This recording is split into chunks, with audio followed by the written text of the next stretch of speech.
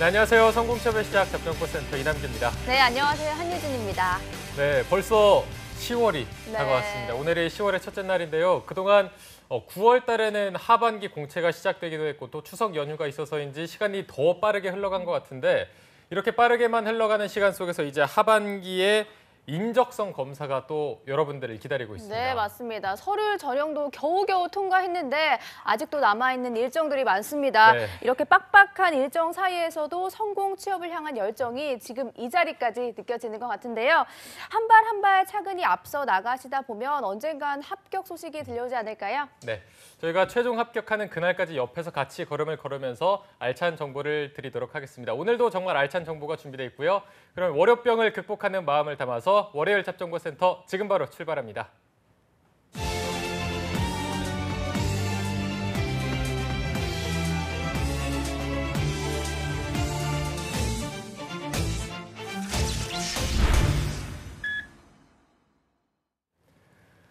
네, 취준생들에게 가장 적합한 취업 타이밍을 찾아 최고의 취업 역량을 펼칠 수 있도록 성공 취업의 맥을 짚어드리는 마감 임박 취업 골든타임 시간입니다.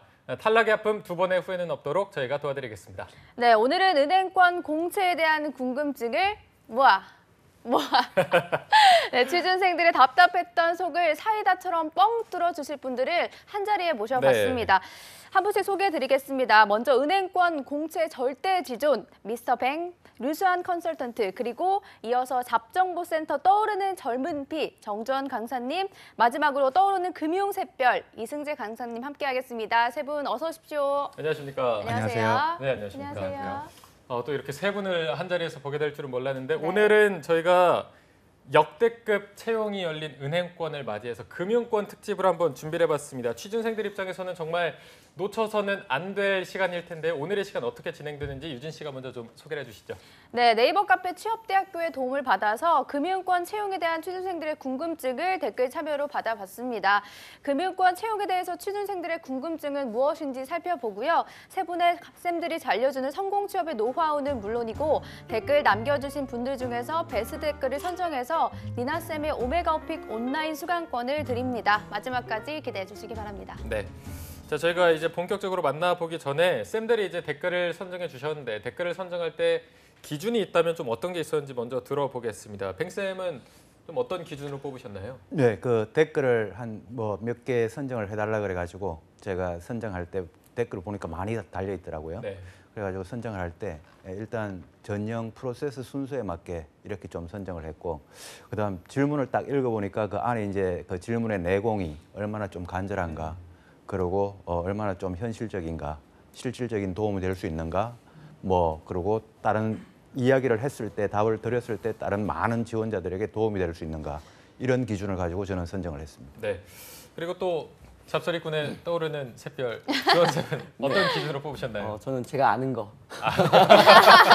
솔직하네요. 좋습니다. 할 수 있을 것 같은 거 했고요. 농담이고요. 네. 사실은 이제 그런 친구들이 있어요. 그러니까 지원하기 전에 이거 할 수 있을까라고 물어보는 친구들, 그러니까 걱정을 많이 하는 친구들인데 네. 그런 질문들보다는 건설적인 질문들 있잖아요. 그러니까 앞으로 어떻게 준비해야 되는가, 그런 쪽으로 좀 건설적인 질문들을 좀 선정을 했습니다. 네. 네. 그리고 또 오랜만에 승재쌤도 나와주셨는데 승재쌤은 어떤 기준으로 좀 뽑으셨나요? 저는 이제 학생들이 평소에 물어보는 질문들, 공통 질문들 위주로 좀 설정을 했었고, 네. 특히나 이제 좀 오해가 많을 법한, 특히 직무가 이제 새롭게 생겼잖아요. IT라든지 디지털 쪽도 관심이 있을 것 같아서 그런 부분도 좀 추가하려고 노력했습니다. 네. 네. 자, 알겠습니다. 저희가 그리고 마지막에 이제 베스트 댓글을 선정하기 때문에 세 분 중에 어떤 분한테 뽑아달라고 할지 알 수가 없어서 들으면서 조금 댓글을 좀 정리를 해주셔야 되겠습니다. 네. 저희가 항상 마지막에 뽑아달라고 하면 그때 막 이제 막 항상 다 이렇게 하셔서 네. 조금 정리해 가시면서 좀 뽑아주신 게 좋을 것 같고요. 그럼 바로 첫 번째 질문 한번 소개해 주실까요? 네, 꽁꽁이님의 질문입니다.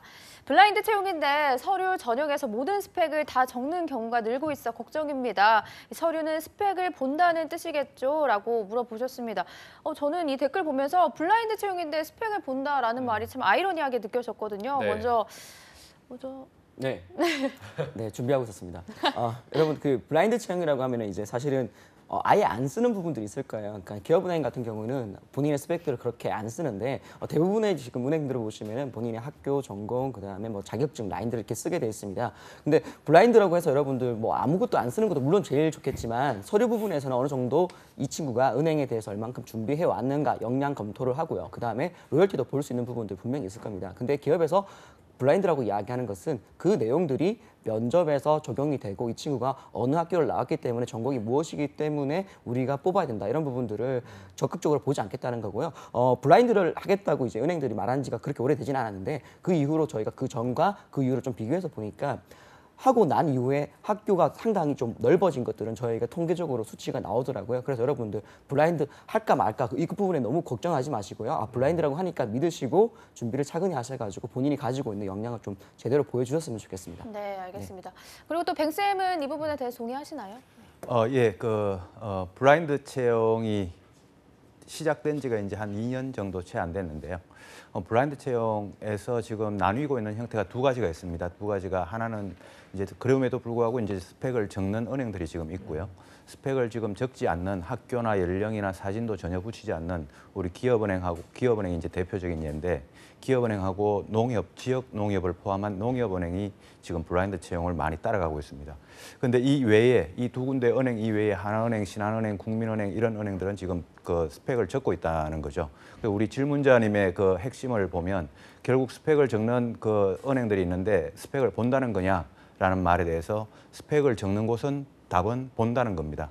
그래서 스펙을 보기 때문에 적으라고 하는 거지 보지 않을 거면 적으라고 이야기를 하질 않습니다. 그래서 적는 은행은 본다, 적지 않은 은행은 보지 않는다. 이게 정답이겠죠. 예. 네. 그럼 마지막으로 승재쌤께서 좀 정리를 해주실까요? 네. 일단은 블라인드 채용이라는 것 자체가 무엇인지에 대해서 좀 집중할 필요가 있습니다. 6월에 이제 은행연합회 쪽의 공시 자료를 보시면 블라인드 채용의 목적은 학력, 나이, 성별, 출신 지역, 그리고 본인의 신체 조건에 따라서 평가를 따로 하지 않는다, 절대 평가를 하지 않는다라는 이런 얘기들을 중점적으로 담고 있어요. 그 얘기인즉슨 이것들이 블라인드라는 거지 그 외의 것들은 블라인드에 할 필요성은 따로 있다고 생각하지 않습니다. 네. 그래서 뭐 경력이라든지 학점이라든지 자격 사항들 같은 경우에는 충분히 스펙적인 요소가 될 수 있는 것이 분명합니다. 그 이유인즉 아무래도 공채에서 이제 은행권들이 대부분 다 외주를 주기 시작했어요. 그러다 보니까 외부 기관에서 이 사람이 은행원으로 성장할 수 있을지에 대해서 평가를 해야 되는데 은행원이 직접 평가를 하게 될 경우에는 그런 잠재력이 보일 수 있겠지만 외부 기관이 그걸 보게 되면 아무래도 객관적인 평가를 해서 은행한테 이런 것 때문에 우리가 뽑아야 됩니다라고 얘기를 해야 되는데 그런 요소로서 작용할 수 있는 것들이 결국에는 자격증이나 경력사항이 될 수밖에 없기 때문에 여러분들이 그 부분은 좀 염두에 두실 필요성이 있다고 생각합니다. 네. 알겠습니다. 자, 이어서 바로 두 번째 댓글 살펴보겠습니다. 다요잉님, 관련 학과가 아니어도 지원이 가능한가요? 또 여기에서 최종 합격이 가능한가요? 묻고 있는데 결국에는 본인의 전공 여부가 합격 여부에 영향을 미치는가 이 부분을 묻고 있는 것 같습니다. 뱅쌤이 먼저 좀 대답을 해주실까요? 네, 전공이 합격 여부에 영향을 미친다라고 하는 거에는 맞고요. 맞는데 네. 얼마나 미치냐 이게 이제 우리 취준생분들이 궁금할 겁니다.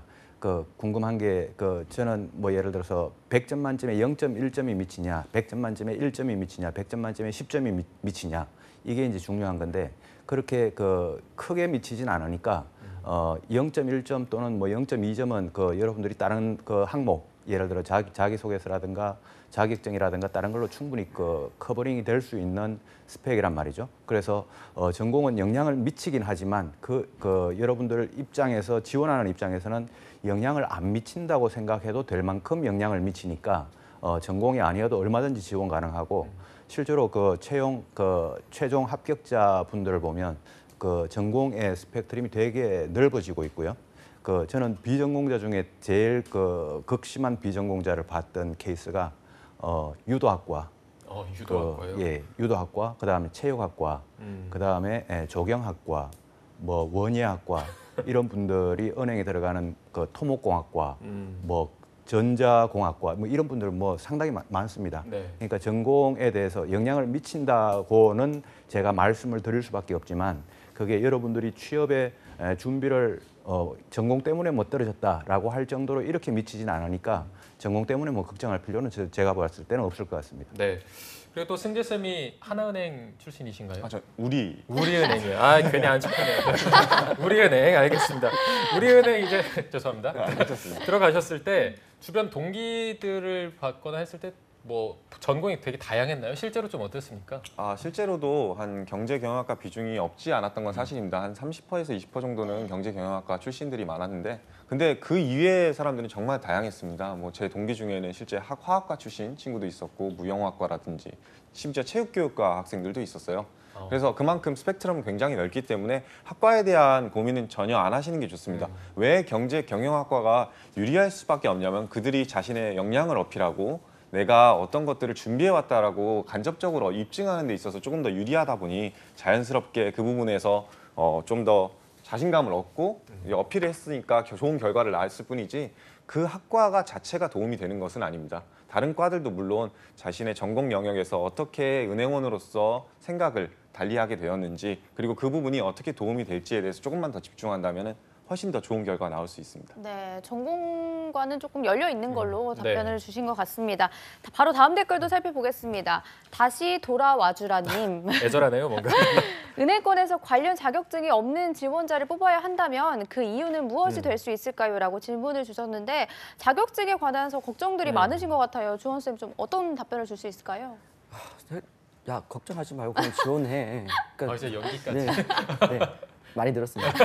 그러니까 여러분 전공 고민되시죠? 근데 고민하고 있다는 거 지금 일단 본인은 지원하겠다는 거잖아요. 그러니까 자격증도 마찬가지인 거고. 그러니까 지금 이 상황에서 내가 딸 수 없는 상황이잖아요. 그럼 지원을 하시고요. 너무 걱정하지 않았으면 좋겠습니다. 저도 전공에 관련되는 부분도 멀리 있었고요. 저도 그리고 자격증 전혀 없이 지원을 했단 말이에요. 아마 우리 승재 쌤도 비슷한 상황이고요. 그러니까 여러분들 저희 이제 학생들 합격한 친구들 보면은 자격증 없는 친구들 대부분이 합격을 하고요. 네, 전공도 되게 멀리 떨어집니다. 경제학과가 합격을 많이 하는 이유는 많이 지원을 하기 때문에 합격을 많이 하는 거예요. 거기 걱정하지 마시고 그냥 지원을 편안하게 하셨으면 좋겠고요. 자격증이 없는 친구도 많이 뽑는 이유는 은행업 자체가 그 금융에 대해서 이해를 많이 하는 사람도 물론 도움이 되겠지만 그것보다는 고객을 응대하고 그다음에 전반적인 흐름에 대한 이해를 하는 사람들이 되게 중요하기 때문에 자격증이 없어도 은행원의 기본적인 자질을 갖출 수 있다고 보기 때문에요. 거기에 너무 걱정하지 마시고 지원을 하세요. 네, 지원하셨으면 좋겠습니다. 네. 네. 그리고 뱅쌤, 만약 자격증이 없다면 어떤 식으로 어필을 하는 게 좋을까요?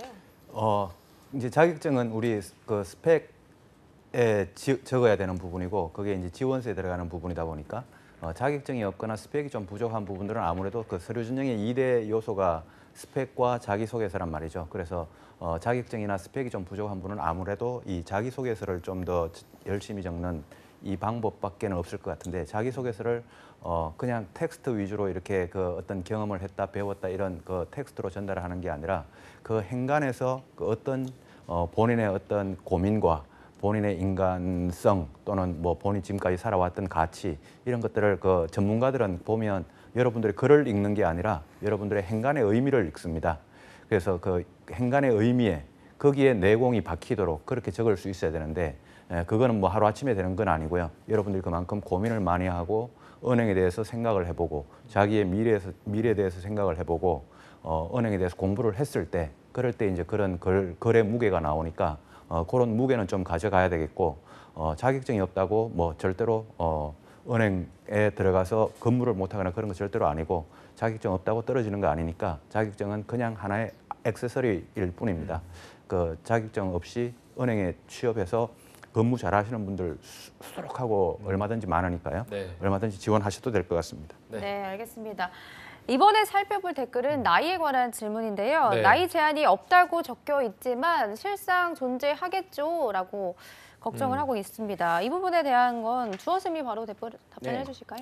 그러니까 여러분 저는 취업이라고 하는 것은 연애랑 되게 비슷하다고 생각을 하는데요. 연애랑요? 네. 네. 그러니까 본인이 생각을 했으면 좋겠어요. 나는 나보다 훨씬 많은 사람이랑 사귀겠는가?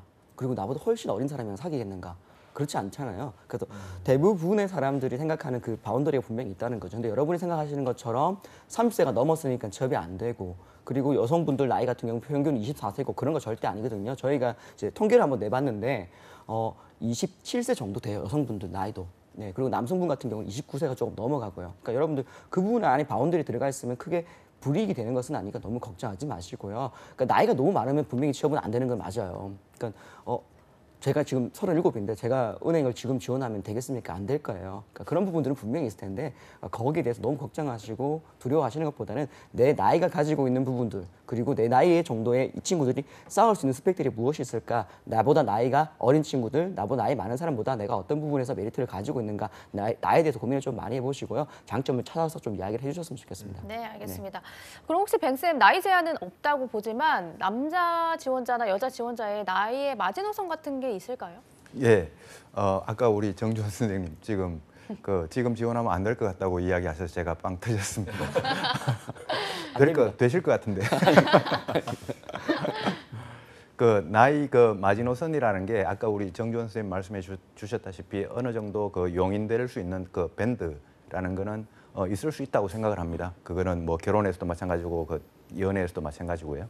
근데 그 마지노선이 이제 실제로 입행을 하신 최종 합격하신 분들한테 이제 그 매 연도별로 제가 한번 물어보면 항상 그 일정한 비슷한 대답이 나옵니다. 비슷한 대답이 남자 기준으로는 보통 한 그러니까 다른 경력 없이 특별한 자격증이나 특별한 커리어 없이 그 신입으로 이제 들어갔던 분들이 남자 기준으로는 최장 한 33세 정도가 제일 고참 정도 같은 동기 레벨에서 가장 이제 형벌이죠. 형벌이고 여자분들 같은 경우에 그 31세, 31살, 30에서 31 정도가 그 마지노선 실질적인 현실적인 마지노선이다 이렇게 생각을 할 수도 있는데 그렇다고 또 31이 넘었다고 해가지고 지원 못하는 거 절대로 아니거든요. 그러니까 충분히 그 벽은 뚫을 수 있고 그 지금까지 통계로 나온 과거 경험치가 이렇다는 거지 여러분들이 그 경험치 밑에 매몰되는 게 아니라 그 경험은 여러분들이 또 뚫어낼 수가 있으니까 지원은 얼마든지 가능하고 합격도 가능하니까 지금 과거 경험치 참고 자료는 이 정도 수준이라고 제가 일단 뭐 경험치로 말씀드릴 수 있겠네요. 네. 자 그리고 또 가장 최근에 좀 은행권에 몸을 담고 계셨던 분이 승재 쌤인 만큼 우리은행 계셨으니까 실제로 들어가셨을 때 동기들 중에서 좀 나이 차이가 이 정도 나는 사람을 봤다. 혹은 들어갔는데 선배인데 나이가 굉장히 많거나 혹은 나이가 더 어리거나 이런 분들이 실제로 좀 있었나요? 아 그렇죠. 이게 스펙트럼 자체가 막 어느 특정 나이대에 집중되어 있다는 생각은 전혀 안 들었습니다. 왜냐하면은 실제 저희 동기 아까 뱅쌤이 말씀하셨듯이 당시에 한 33, 4 정도의 형들도 있었고 그 아래쪽으로 보면은 조기 졸업을 해서 진짜 대학 이제 대졸자로 채용을 공채를 들어왔는데도 한 22살 뭐 이렇게 한 친구도 있었습니다. 그러니까 22세부터 33세까지 연령대로 보면 거의 11살 이상 차이 날 정도로 네. 굉장히 스펙트럼이 넓었던 만큼 나이 자체에는 좀 집중하지 않고 본인이 어떤 준비를 했는지 그 얘기에 좀 더 집중했으면 좋겠습니다. 네, 알겠습니다. 알겠습니다. 그럼 바로 이제 다음 댓글도 살펴보겠습니다. 다음은 자소서 관련해서 좀 구체적인 경험을 질문을 주셨는데요.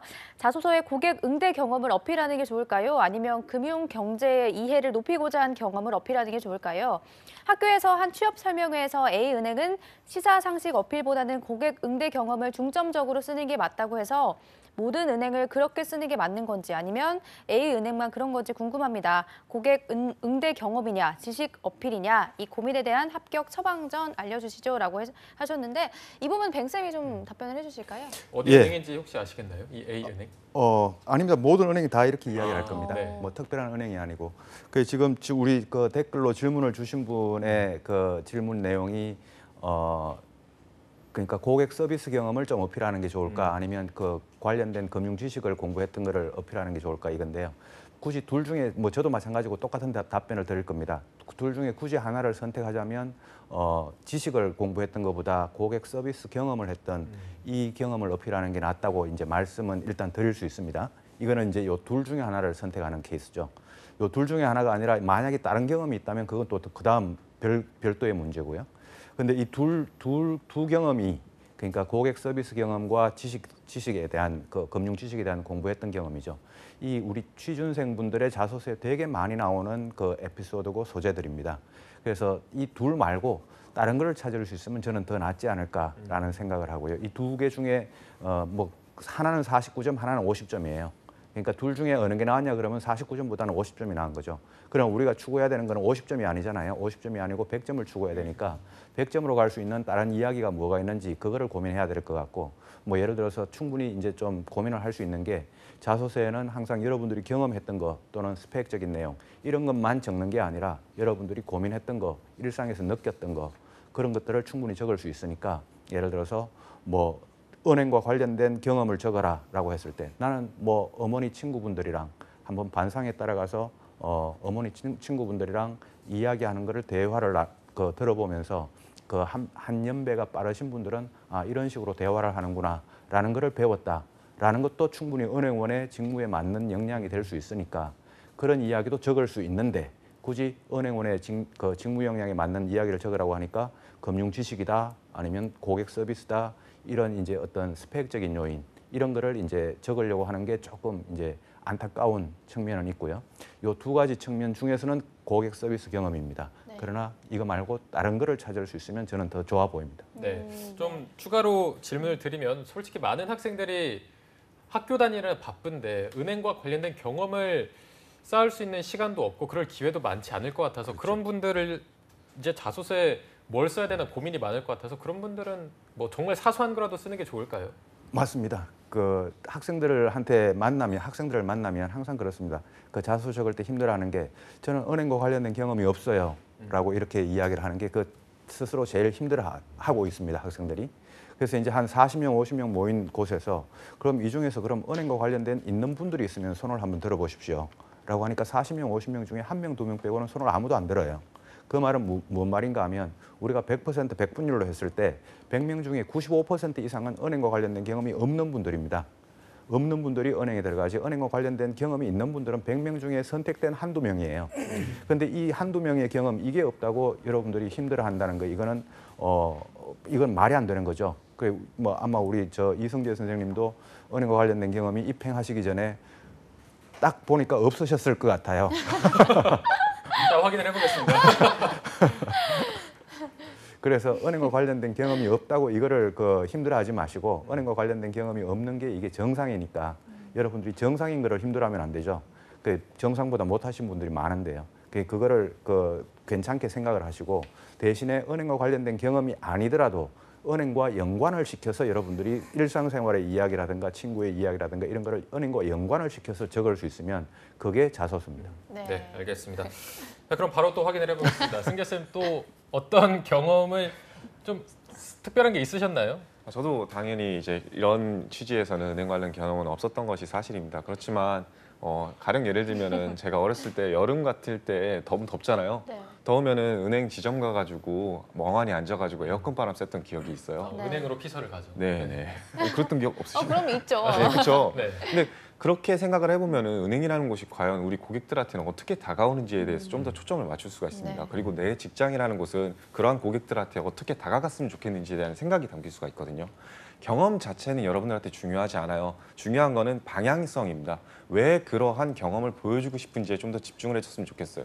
가령 예를 들면은 좋아하는 여자한테 뭐 사탕을 줄 수도 있고 향수를 줄 수도 있습니다. 근데 그러한 노력들이 정말 잘된 노력이라고 생각을 하려면은 제일 중요한 거는 그 사람이 뭘 좋아하는지를 먼저 알아야 돼요. 은행원도 마찬가지예요. 본인이 IT 직무를 지원하고 은행원을 지원하고 PB를 지원하고 기업금융을 하고 싶다 그러면은 본질적으로 기업금융에서 가장 중요한 것이 무엇인지를 이해해야지만 그거에 따른 노력이 가미될 수가 있어요. 단순히 그냥 노력 자체에 집중하기보다는 왜 그러한 노력을 했는지에 좀 더 초점을 맞춰서 그거의 근거로서 본인의 경험을 담는다면은 그 이야기가 사소한 것이 됐던 아니면은 본인의 뭐 진짜 은행 관련된 경험이 됐던 그것은 하등 중요하지 않다고 생각합니다. 네. 네. 알겠습니다. 자, 저희가 또 바로 다음 댓글로 한번 넘어가 보도록 하겠습니다. 이제는 면접에 관련된 질문인데 뚜뚜님께서 질문을 해주셨습니다. 1차 면접, 2차 면접에 각각 목적과 중점으로 보려는 것이 무엇인가 묻고 있습니다. 이 부분은 좀 주원 쌤이 먼저 대답을 해주실까요? 네. 그러니까 면접이라고 하는 건 목적이 분명히 있습니다. 1차 면접 같은 경우에는 면접을 보는 사람이 실무진이고요. 2차 면접 같은 경우에는 실무진보다는 임원진이라고 보시면 되겠는데요. 1차 면접의 프로세스를 한번 보시면 대부분의 기업들이 RP, 토론, 협상, PT, 팀 PT 이런 것들을 지금 진행을 하고 있고요. 그다음 2차 면접 같은 경우에는 인성 중심으로 이렇게 진행을 하고 있습니다. 그래서 여러분들 좀 보시면은 1차 면접에서 보려고 하는 것은 내가 금융 부분에 어떠한 관심을 가지고 있는가, 가지고 있는 역량이 무엇인지를 보여주는 것. 그다음에 단체 생활을 얼마나 남들과 잘 할 수 있는지를 보여주는 역량의 포커싱이 좀 돼 있다는 걸 여러분 생각을 하셨으면 좋겠고요. 그리고 역량만 보는 것은 아니라 또 인성이라는 것들도 보고 있다는 것도 생각을 하셨으면 좋겠고요. 또 합숙 면접이라는 것을 통해서 이 친구들이 그 간에 면접 간에 어떠한 행동에 모습을 보이시는지를 또 체크하는 것도 있다는 걸 좀 봤으면 좋겠고요. 2차 면접 같은 경우에는 내가 왜 은행을 지원했는가, 내가 생각하는 가치관이란 과연 무엇인가, 그다음에 내가 고객에게 어떠한 식으로 대할 수 있는가를 좀 본다는 걸 생각을 하시고 좀 접근했으면 좋겠습니다. 1차 면접이 내가 가지고 있는 역량을 조금 더 많이 보여준다면 2차 면접에서는 내가 가지고 있는 역량보다는 내가 가지고 있는 생각들을 조금 더 많이 보여주는 거, 사람들과 관계를 잘 할 수 있는 거, 은행이라는 곳을 왜 지원했는지를 좀 보여준다고 생각을 하시고 접근을 하셨으면 좋겠습니다. 네. 누가 보는지를 알아야 한다라고 말씀을 해주셨는데 이렇게 은행에 따라서 면접 종류도 인성, 토론 등 정말 많습니다. 일단 핵심적인 면접 팁을 들어볼 텐데 은행권 면접을 통과하신 승재쌤이 먼저 주실까요? 팁 말씀이시죠? 네. 그러니까 1차 면접 같은 경우에 가장 큰 팁은 사실은 모든 은행권 자체가 조금은 다 같이 보는 면접을 선호하고 있어요. 물론 이제 인성 면접 같은 경우는 1대1로 보거나 다대1로 보거나 이런 식으로도 갈 수 있지만 대부분의 면접 과정이 뭐 기업은행 같은 경우에는 하루 종일 합숙해가지고 같이 면접을 본다든지 아니면 우리은행 같은 경우에도 하루 종일 여러분들이 하는 활동들을 모두 체크하는 그런 면접을 지향하고 있어요. 그러다 보니까 자연스럽게 얼마나 자기 조직에서 조원들과 잘 어울리는지 그런 거에서 좀 초점을 맞춰서 평가하는 요소가 있는 만큼 여러분들이 이제 단순히 본인 자신만 어필하는 거에 집중하지 말고 옆 사람들과 함께 어떻게 어필할 수 있는지 그리고 내가 그 와중에 옆 사람한테는 어떻게 대하고 있는지에 대해서 조금만 자신을 돌아보면은 그것 또한 팁이 될 수 있다고 생각합니다. 네. 2차 면접 같은 경우에는 아무래도 1대1로 그러니까 지극히 임원이 본인에 대한 질문을 하는 만큼 그때는 이제 옆 사람들에 대한 고민보다는 스스로 내가 어떤 방향성을 가지고 은행을 지원했는지 그리고 왜 이러한 은행에서 어떤 도움을 그리고 어떤 기여를 할 수 있을지에 대해서 조금 더 집중하는 역량 중심이 됐으면 좋겠다는 생각을 하고 있습니다. 네. 네. 자, 뱅쌤께서 또 이제 면접관에서 하실 말씀 많을 것 같은데 네, 어떤 뭐, 말씀을 해주실까요? 한 두 가지 정도만 제가 우리 취준생분들한테 지금 면접을 준비하시는 분들한테 조언을 드리면요. 첫 번째는 스터디를 좀 많이 활용을 하셔라라고 말씀을 드리고 싶습니다. 네. 스터디에서 많이 좀 떠들어보고 많이 그 입을 벌려서 그 토론도 해보고 좀 목소리 크게 여러분들이 발표도 해보고 하는 이 훈련 혼자서 이제 준비하는 것보다 스터디를 하면서 이렇게 하는 게 더 나아 보입니다. 그래서 스터디를 좀 활용을 하셔서 여러분들 면접 스터디 많이 하시지 않습니까? 그래서 면접 스터디에서 좀 여러분들이 발표하거나 그 답변을 하거나 이런 훈련을 하는 방법 하나. 두 번째는 좀 그 면접관에 대한 기본이 뭐냐면 면접관들은 1차도 그렇고 2차도 그렇고 여러분들보다 최소한 15년 이상 연상입니다. 그러니까 1차 면접은 한 15년 이상 연상이라 그러면 2차 면접은 한 25년 정도 여러분들한테 연상이 될 텐데 이 여러분들이 평상시에 연상의 분들하고 좀 대화를 하는 그런 습관, 그런 생활을 조금 더 해보셨으면 도움이 되지 않을까 생각이 듭니다. 네, 알겠습니다. 자, 그럼 마지막 댓글도 보도록 하겠습니다. 네. 불금에 뭐 하지?라는 분인데요. 금융권은 보수적인 문화인 곳이 많은 것으로 알고 있는데 술을 잘 못 마시면 회사 생활이나 승진에서 도태되는 분위기인가요? 라고 질문을 주셨습니다. 은행권들은 술을 잘 마신다, 많이 마신다 이런 얘기를 들어본 적이 있는데 저는 답변을 듣기 전에 먼저 좀 사적인 질문을 드리자면 쌤들의 주량은 얼마나 되는지도 궁금하거든요. 먼저 주한쌤은 어느 정도인가요? 잘 드시죠? 저를 딱 보시면 전혀 술을 못하게 생기지 않았습니까? 아니요? 그렇습니까? 말술이라고 하죠. 네, 어제도 술을 먹고 왔는데요. 한 2병 반에서 3병 정도 되는 것 같습니다. 잘 드시죠. 승재 쌤은 좀 어떻게 저는 이제 알스라고 하시죠. 알스. 네. 알코올 쓰레기요? 반병 정도 마시면은 어. 그때부터는 몸이 좀 힘들어지는 아, 스타일입니다. 진짜요? 네, 네. 뱅쌤은 저는 웃으면서 계속 드실 것 잘 같은데 드실 것 같아요. 반주 삼아 계속 저는 드시고. 그 은행에 일을 하러 들어갔는지 술을 먹으러 들어갔는지 아, 진짜요? 예, 뭐 일을 했는지 제가 술을 먹었는지 모를 정도인 농담이고요. 저는 한 병에서 한 병 반 정도 먹는 것 같습니다. 실제로 은행권에서 뭐 술을 많이 마시나요? 과거에는 많이 먹었죠. 과거에는 많이 먹었는데 최근에는 절대 그렇지 않고요. 지금은 많이 안 먹고 과거에는 그냥 직원들끼리 퇴근하다가 눈만 마주치면 그냥 바로 고옵니다. 그래서 절대 과거에는 이제 격언 중에 퇴근할 때 다른 직원들 눈 마주치지 마라. 마주치면 끌려간다라는 이런 이제 이야기가 나올 정도였고 그래서 이제 퇴근할 때는 눈을 깔고 퇴근해야 되죠. 그래서 지금은 뭐 절대 그렇지 않고요. 지금은 여러분들 워낙 개성이나 이런 게 이제 다양한 시대가 됐으니까 술 안 먹는 분들 되게 많고 지점장님이나 뭐 지점 분위기 자체가 술 안 먹는 분위기 되게 많습니다. 네. 네, 그럼 주원 쌤 실제로 어떤지 좀 얘기를 들어보신 적 있나요? 그러니까 저는 뭐 술을 정말 많이 마셨습니다. 그러니까 기업 금융을 하다 보니까 우리 업체 사장님들하고도 많이 마셨고요. 그다음 인사부 가고 나서도 이제 인사부서 내에서도 자주 마셨습니다. 그러니까 이제 야근이 많다 보니까 술을 되게 많이 마셨는데 지금 이제 은행의 문화 자체는 야근이 상당히 많이 줄어든 문화로 바뀌었습니다. 그리고 여성분들이 많이 계시다 보니까요. 술을 이렇게 강요하는 분위기보다는 그냥 즐기는 정도의 분위기로 많이 바뀌었다고 들었습니다. 뭐 그래서 그냥 뭐 맥주, 호프 가서 그냥 한 잔 정도 마신다거나 아니면 아예 술을 마시지 않는다든지 이런 식으로 분위기가 바뀌었으니까 너무 걱정하지 마시고요. 그 부분을 좀 알았으면 좋겠습니다. 그러니까 은행이어서 보수적이고 보수적이어서 술을 많이 마신다는 연결고리가 있는 것은 아닌 것 같고요.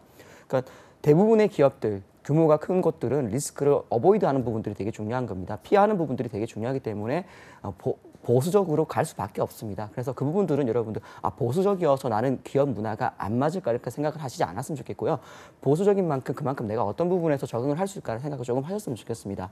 그리고 이제 술에 관련돼 가지고 술을 많이 마시고 승진을 하고 이런 부분들은 연결이 거의 안 되니까 너무 걱정하지 마시고요. 술과 보수는 조금 별개의 문제라고 생각을 하니까 여러분들 술은 너무 걱정하지 않으셨으면 좋겠습니다. 네.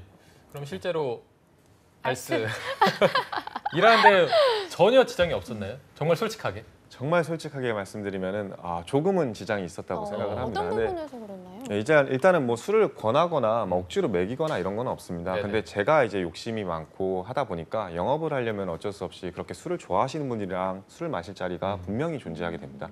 근데 그때는 어쩔 수 없이 저도 제 컨트롤을 하면서 최대한 그 자리나 분위기에서 남아서 추가 영업을 할 수 있게끔 기회를 엿봐야 되는데 네. 그럴 때는 아무래도 조금 힘든 부분이 없지 않아 있었습니다. 하지만 그게 누가 강요하거나 억지로 시키는 건 절대 아닙니다.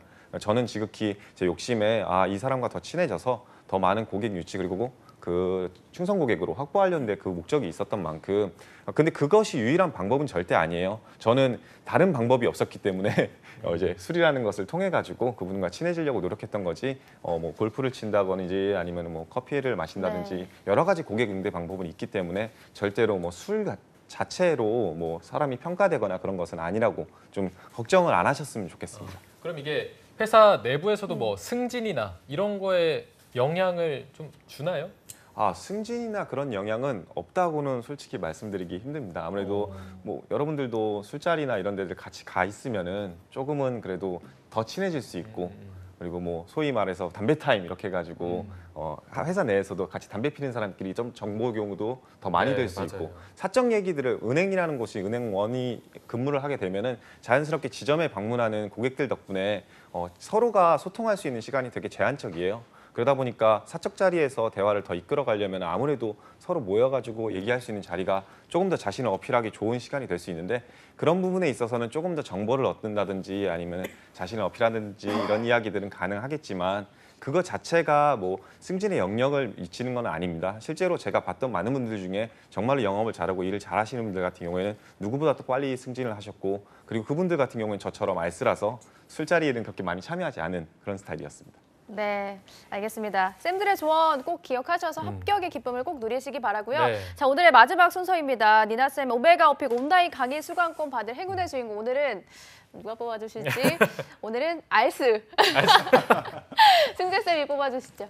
저는 다른 것보다는 실제 그 SS3UL님이 네. 자소서. 질문하셨던 자소서 네. 고객 응대 경험이나 이런 것들이 가장 공통적이고 그리고 또 다른 선생님도 제일 성심성의껏 대답해 주신 것 같아서 이분을 채택하고 싶습니다. 네, 그러면 알겠습니다. SS3UL님 당첨 축하드립니다. 축하드립니다. 네.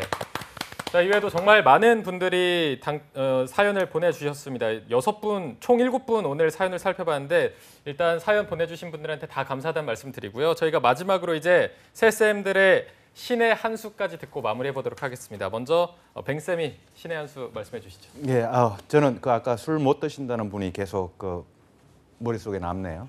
오늘 커피 한 잔 드시고 술 못 드시는 분들 전혀 상관없으니까 커피 한 잔 드시고 맑은 정신으로 다시 자소서에 임했으면 좋겠습니다. 네. 파이팅 네. 하십시오. 네. 그리고 또 주원쌤도 한마디 해주시죠. 네, 여러분 제가 승진팀에 있었잖아요. 승재쌤 말씀하셨는데 술이랑 승진이랑 전혀 관계가 안 되니까 걱정하지 마세요. 오히려 승진해서 술 버릇이 안 좋다는 부분들이 걸리게 되면은 안 좋은 부분이 되는 거예요. 승진이 그거랑 전혀 관계가 없으니까 걱정하지 마시고요. 그 회사 생활이랑은 술이랑 요즘에는 전혀 관계가 없는 것 같습니다. 걱정하지 마시고 인적성 공부하세요. 인적성 공부 열심히 하시고 합격하고 나서 같이 고민합시다. 네. 승재 쌤 신의 수까지 들어보겠습니다. 네, 저도 옛날 사람이에요. 옛날 이야기입니다. 선생님 말씀대로 진짜 요즘에는 술문화 그렇게 많지 않아요. 그리고 실제로 뭐 친구들 중에서도 동기들 중에서도 대부분 다 지금 회식한다 그러면 뮤지컬 보러 가고 공연 보러 가고 그렇게 해요. 그만큼 진짜 열린 문화로 바뀌고 있으니까 술에 대한 걱정은 저는 알쓰라서 지금 계속 얘기를 해드린 거고 전혀 걱정하지 않으셨으면 좋겠습니다. 그리고 지금 이 시점에는 여러분들 면접, 자소서 이미 자소서 다 제출하셨잖아요. 그렇죠? 그러면 집중해야 되는 거는 필기입니다. 절대 막 다른 데 한눈 파지 마시고 NCS랑 경제필기 이 부분에 집중해서 꼭 그 다음 단계로 넘어갈 수 있게끔 기회 만드셨으면 좋겠습니다. 네, 알겠습니다. 오늘 도움 말씀 주신 뱅쌤 그리고 정주원 강사님, 이승재 강사님 세 분 고맙습니다. 고맙습니다. 네, 감사합니다. 네, 접정부센터 1부에서 준비한 내용은 여기까지고요. 잠시 후 2부에서는요. 신세미 캐스터와 함께하는 일자리 방방곡곡이 준비되어 있고요. 네, 그리고 취준생들을 위한 발빠른 뉴스를 전해드리는 취업인 뉴스도 준비되어 있습니다. 네, 어디 가지 마시고요. 채널 고정.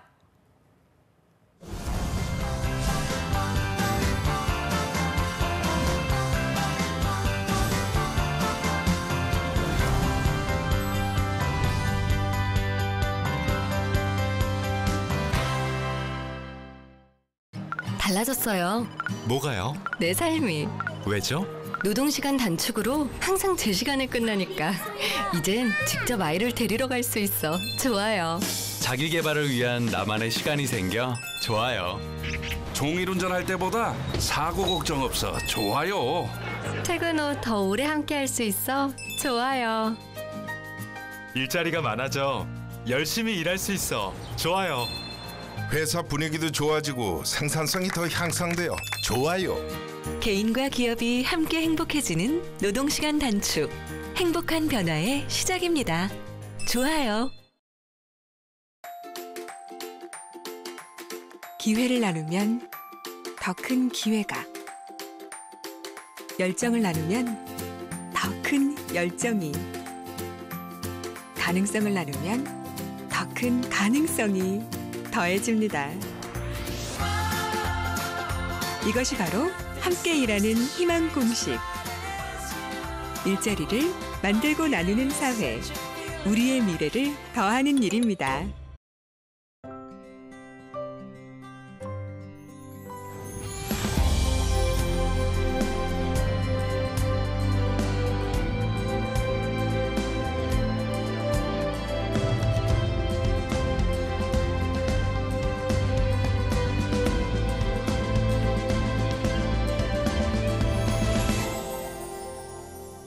아이라는 이름의 미래, 아동수당이 함께합니다. 아동수당 지금 신청하세요. 보건복지부. 한국 직업 방송을 보면 취업이 보입니다.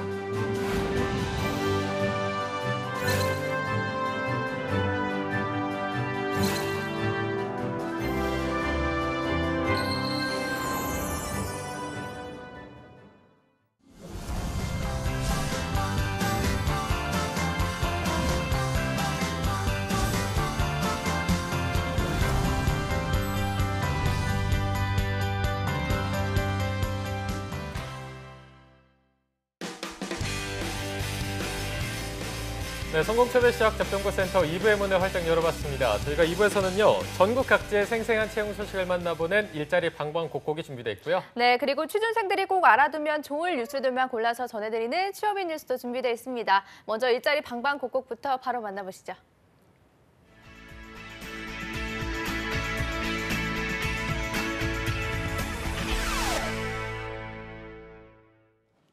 네, 매일매일 전국 각지의 생생한 채용 정보를 알아보는 일자리 방방곡곡. 오늘은 월요일마다 만나뵙는 분입니다. 김건우 주무관님이 계시는 광주부터 가보겠습니다. 주무관님 안녕하세요. 네, 안녕하세요. 광주 고용복지훈련센터 김건우 주무관입니다. 네, 주무관님 추석 연휴가 참 길었는데요. 잘 보내셨나요? 네, 즐겁게 가족들과 함께 보냈습니다. 네, 이제 또 내일까지만 출근하면 또 하루 쉬게 되는데요. 오늘 채용 소식 알려주시죠. 네, 그러겠습니다. 네, 첫 번째 광주 지역 일자리 소개해드리겠습니다. 광주 고용센터 부인 발굴팀에서 발굴한 작지만 강한 기업, 강조기업입니다. 강주 북구 첨단 벤처를 이착하고 있고 자동화 설비 제작업체인 주식회사 DSP 사업장입니다. 현지 설비 및 자동화 설비 조립에 관심 있는 신입 및 경력직 직원 4명 채용할 계획입니다. 지원 자격은 학력과 경력 모두 무관합니다. 급여는 신입 기준 연 2,500만 원부터 시작하고 면접 후 협의 가능합니다. 접수 마감은 10월 말일까지입니다. 접수 방법은 이력서, 자기소개서 등을 준비하셔서 팩스나 이메일로 접수하시면 됩니다. 네, 학력과 경력이 모두 무관한 채용건입니다. 관심 있는 구직자 여러분들의 많은 지원 바랍니다. 주무관님 바로 다음 소식도 알려주시죠. 네, 두 번째 소식은 취업 기술이 부족한 구직자들에게 큰 도움이 될 만한 단기 집단 상담 프로그램 소식 준비했습니다. 강주 고용복지프로센터에서는 지역 구직자들의 취업을 위해 개인적인 사정으로 장기간 프로그램 참여가 어려우신 분들을 대상으로 나에게 필요한 부분만을 선택하여 4시간 과정으로 수강할 수 있는 단기 집단 상담 프로그램을 제공하는데요. 10월 하반기 일정 알려드리겠습니다. 10월 23일 시험 목표 정하기, 30일 행복한 대화 이끌기 등을 각각 운영할 계획입니다. 프로그램은 오후 1시 30분부터 4시 30분까지 강주 고용센터 구청 해냄실에 진행됩니다. 참여를 희망하는 구직자분들은 일정을 참고하셔서 미리 워크넷을 통해 신청하거나 고용센터를 방문하여 접수하셔야 합니다. 프로그램 관련한 궁금한 사항은 국번 없이 1350번으로 연락하시면 됩니다. 네, 취준생 여러분들을 위한 취업 프로그램을 준비했다고 합니다. 많은 관심과 또 참여 바라겠습니다. 주무관님 오늘 소식 고맙습니다. 네, 고맙습니다. 네, 이번에는 경기도로 연결해 보겠습니다. 성남고용센터의 이은경 주무관님 안녕하세요. 네, 안녕하세요. 성남고용복지플러스센터 이은경 주무관입니다. 네, 주무관님 오늘 어떤 채용 소식 가져오셨나요? 네, 오늘 소개해드릴 성남 지역 일자리 정보 말씀드릴게요. 먼저 소개해드릴 기업은 UNI 관세사무소입니다. UNI 관세사 사무소는요, 수출입 신고 대행하는 기업이고요. 위치는 성남시 분당구 야탑동에 있습니다. 이번에 모집하는 분야는 수출, 수입, 통관 및 정산 업무를 담당할 직원 3명을 모집하고 있습니다. 지원 자격은 고졸 이상의 학력으로 신입 직원으로 모집합니다. 컴퓨터를 활용 능력 우수자로서 인근 거주자를 우대하고 있습니다. 주 5일 근무고요. 급여는 월 177만 원 이상으로 면접 후에 결정이 됩니다. 모집 기간은 채용 시까지고요. 이력서와 자기소개서를 방문해서 접수하시면 됩니다. 네, 수출과 수입 통관 및 정산 업무를 담당할 담당자 3명을 채용하고 있습니다. 많은 구직자 여러분들의 참여 바라겠습니다. 주무관님 바로 다음 소식도 알려주시죠. 네, 두 번째로 소개해드릴 기업은요. 주식회사 포도비전입니다. 주식회사 포도비전은 미디어 컨텐츠 관련 소프트웨어 개발 및 공급하는 기업이고요. 위치는 성남시 분당구 삼평동에 있습니다. 이번에 모집하는 분야는 IT 기획자 2명을 모집하고 있는데요. 구체적으로는 한 분은 IT 기획을 담당하시고 또 한 분은 IT 분야 전시 기획을 담당합니다. IT 기획자는 VR, AR 콘텐츠 스토리, 제안서를 작성하시고 스케줄 관리를 담당합니다. 전시기획 담당자는 국내외에 전시 기획을 담당하게 됩니다. 지원 자격은 포토샵, 문서 작성, 프리젠테이션 능력 우수자가 필수 조건입니다. 해외 연수자와 인근 거주자, 여성분, 청년층을 우대하고 있습니다. 주 5일 근무고요. 연봉은 2,400만 원 이상으로 면접 후에 결정이 됩니다. 모집 기간은 10월 20일까지고요. 이력서와 자기소개서를 담당자 이메일로 접수하시면 됩니다. 네, IT 기획자 총 2명을 모집하고 있습니다. 지원 자격과 우대사항 잘 체크하셔서 지원하시기 바랍니다. 주무관님 오늘 소식 고맙습니다. 네, 고맙습니다. 네, 지금까지 일자리 방방곡곡 전라도와 경기도의 채용 정보 알아봤습니다.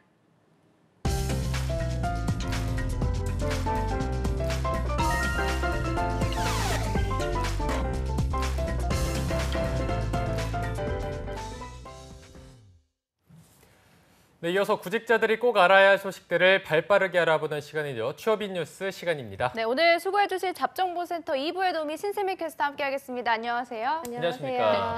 네, 그리고 또 한 분 한국직업방송의 대학생 서포터즈 드림 스피커즈 3기 네. 숙명여자대학교의 장예림 학생과 함께하겠습니다. 안녕하세요. 안녕하세요. 네, 예림 씨 반갑습니다. 네, 오늘 또 저희 잡정보센터 처음으로 출연해 주셨는데 자기소개 먼저 간단하게 부탁드리겠습니다. 네.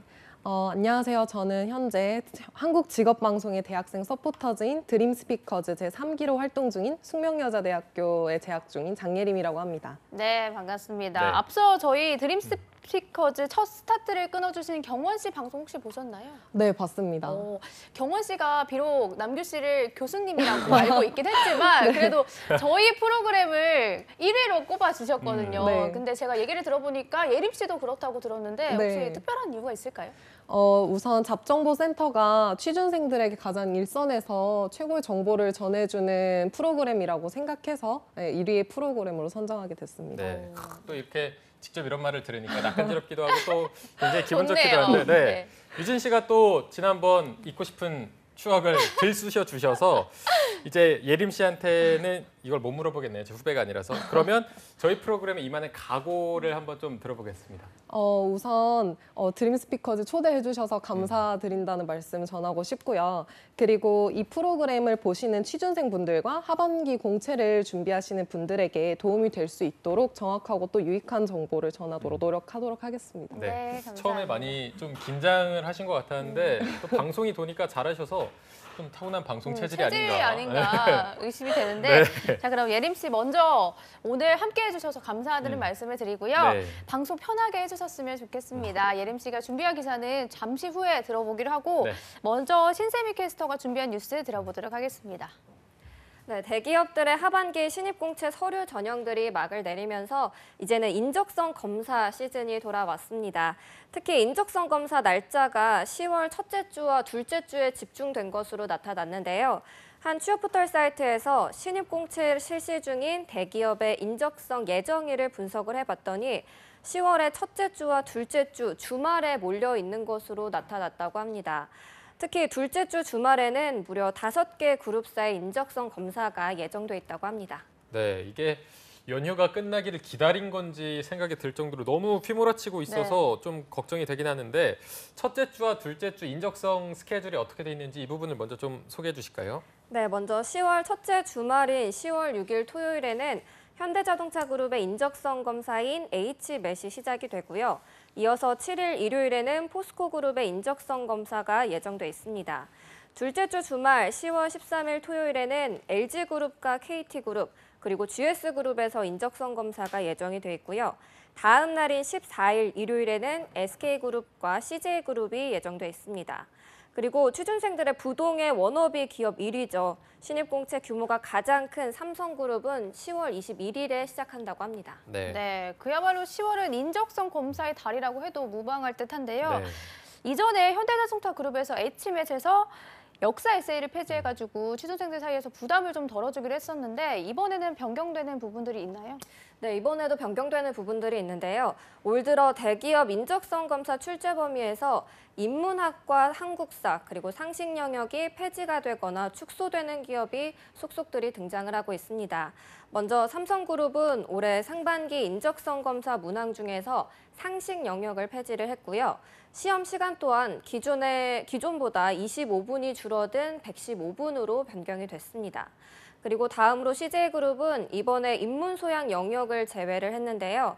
SK그룹 같은 경우는 이번 하반기 인적성 검사에서 SKCT 문항 중에서 역사 역량, 한국사 영역을 제외하는 방안을 검토하고 있다고 합니다. 네, 굉장히 또 듣던 중에 기쁜 소식일 것 같은데 예림 씨가 지금 나이가 어떻게 되죠?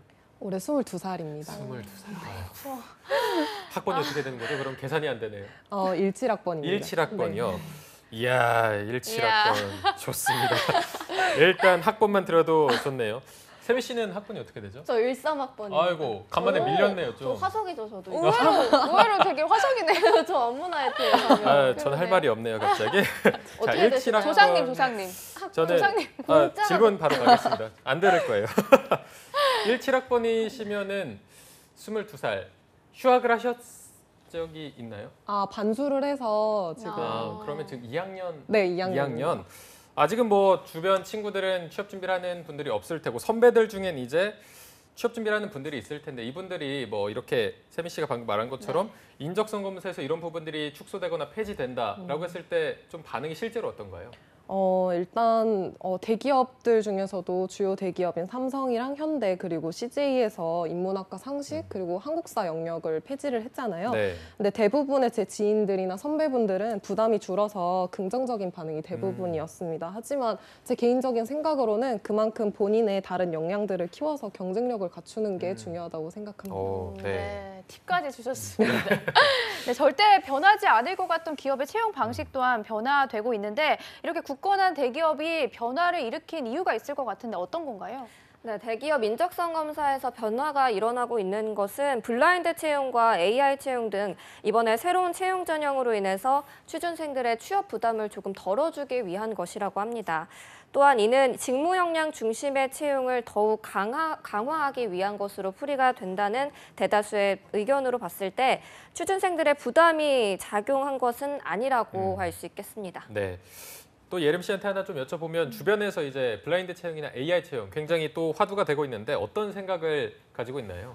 일단 블라인드 채용과 AI 채용은 곧 학벌에 대한 인센티브를 줄인다는 기업의 입장인 것 같은데 기업에서는 그만큼 사회적인 책무와 직무 중심의 인재 발굴에 집중한다는 의견인 것 같습니다. 네. 하지만 일부에서는 역차별의 가능성도 배제할 수 없다고 우려의 목소리가 들리고 있고요. 그래서 굉장히 파격적인 채용책이지만 그만큼 신중해야 할 사안이라고 생각합니다. 네, 알겠습니다. 자, 이렇게 10월이 드디어 시작되면서 어느덧 인적성 검사 날짜가 훌쩍 다가왔습니다. 네. 끝까지 화이팅 하시기 바라고요. 첫 번째 뉴스는 여기까지 듣도록 하고 바로 이어서 예림양 순서 두 번째 취업인 뉴스 들어보도록 하겠습니다. 네, 세미 캐스터님이 준비해 주신 첫 번째 뉴스 인적성 검사와 주제를 맞춰서 두 번째 뉴스를 준비해 보았습니다. 대부분의 취준생들이 선호하는 대기업 및 공기업들은 서류 전형을 통과한 지원자들에게 인적성 검사 등의 필기 전형을 진행을 하는데요. 사실 인적성 검사란 인성검사와 직무능력 적성 검사를 합친 말로 기업이 신입사원 혹은 경력사원의 성향과 직무 적합도 등의 능력치를 알아보기 위한 시험입니다만 인적성 검사의 모호한 평가 기준이 취준생들의 혼란을 야기하고 또 부담을 증가시키면서 이에 대한 불안감이 인적성 검사 사교육으로 이어지고 있다고 합니다. 네.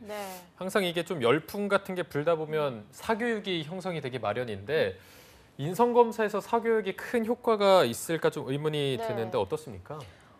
일단 인성검사의 문항은 지원자의 성향을 파악하기 위한 목적으로 설계되어 있습니다. 한 취업 재수생 최모 씨 얘기를 들어보면은 불안한 마음에 최근 취업 컨설팅 업체 대기업 취업용 인성검사 모의 시험에 응시를 했다고 하는데요. 최 씨는 1회에 무려 22,000원이라는 취준생에게는 결코 싸지 않은 금액을 지불을 하고 응시했다고 합니다.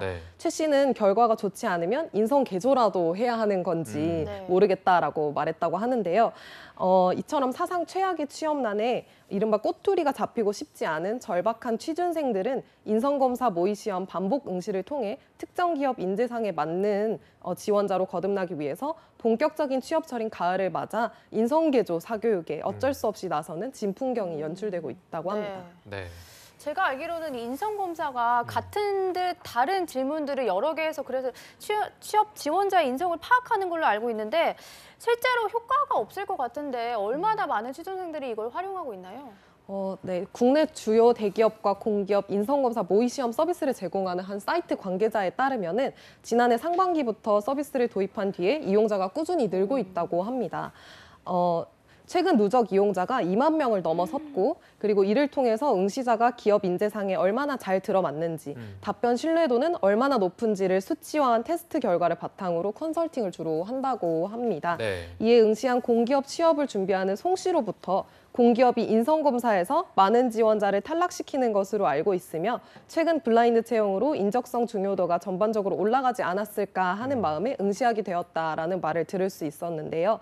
지원자 중에서 1에서 5% 정도는 인성검사에서 떨어진다더라. 그리고 떨어진다더라. 인성검사에서 통과하지 못하면 적성검사 점수는 보지도 않더라. 라는 등 검준되지 않은 카더라 통신이 더욱 야기한다는 의견도 나오고 있다고 합니다. 네. 이렇게 카더라 통신이 돌면 아무래도 더 큰 혼란이 생길 수밖에 없어서 취준생들도 더 좀 혼란스러울 것 같은데 일단 많은 사람들이 또 인적성 검사에 대해서 의견도 굉장히 다양할 것 같거든요. 네, 그렇습니다. 취준생 커뮤니티 중에서 발췌한 의견들을 보면은 인성검사는 제2의 자아를 만들라는 시험이다. 기업에서 좋아할 인재상을 추론해 그에 맞게끔 답하는 시험이다. 뭐 적성검사 또한 아무리 풀어도 줄지 않는 느낌, 뭐 이런 다소 한탄하는 글들이 많은데요. 아무래도 취준생들에게는 뜬구름을 잡는 것 같은 인적성 검사에 대한 갈피를 못 잡고 있는 것도 한몫하는 것이라고 생각합니다. 네. 예림 씨도 좀 솔직한 답변을 듣고 싶은데 만약 나중에 취업 전선에 뛰어들게 되면 인적성 검사를 보게 되잖아요. 네. 만약에 이 부분에 대해서 어려움을 겪게 된다라면 비용을 지출해서라도 사교육을 받을 의향이 있으신지. 일단 고등학교 입시 때를 생각을 해본다면은 계속해서 불안한 마음도 들고 그리고 또 미래에 대한 이렇게 정해지지 않은 길에 대한 계속해서 의구심이 들 것 같아서 네. 저도 사교육이 아니더라도 스터디라도 이용을 하지 않을까라는 생각이 듭니다. 네. 네. 자, 오늘 이렇게 예림 양이 솔직하게 본인의 의견도 말씀해 주시고 또 인적성 검사 사교육에 대한 뉴스까지 정리를 해주셨습니다. 아직은 뭐 17학번에 22살이기 때문에 저희 프로그램에 나오실 일은 없겠지만 이외에 취업하다가 좀 힘든 점이 있거나 도움을 받고 싶으시면 저희 코너가 굉장히 많기 때문에 항상 언제든 열려 있으니까 찾아오시면 되겠고요. 자, 오늘 대학생 서포터즈 드림 스피커즈 3기로서 출연까지 해주셨는데 많이 떨리셨을 것 같은데 오늘 소감 한마디 좀 들어보겠습니다. 일단 제가 대학생으로서 소식을 전달을 하러 나왔는데 오히려 더 많은 소식을 알고 가고 더 좋은 정보들을 얻고 가는 것 같아서 되게 감사드리고요. 그리고 또 간접적이지만 얼마나 이 취업이라는 문턱이 높은지 새삼 느낄 수 있었던 시간이었습니다. 네, 준비된 깔끔한 답변 감사드립니다. 네, 감사합니다. 취업의 뉴스 오늘 한국직업방송 대학생 서포터즈 드림 스피커즈 3기 장예림 학생과 함께 알찬 뉴스와 정보를 꾸며봤습니다. 다음 뉴스도 기대 많이 해주시고요. 오늘 수고해주신 장예림 학생 그리고 신세미 캐스터 두 분 고맙습니다. 고맙습니다. 감사합니다. 네, 잡정보센터 오늘 준비한 내용은 여기까지입니다. 내일도 성공 취업의 맥을 짚어드리는 마감 임박 취업 골든타임은 계속됩니다. 네, 저희는 내일 오전 10시에 웃는 얼굴로 찾아뵙겠습니다. 여러분 고맙습니다. 고맙습니다.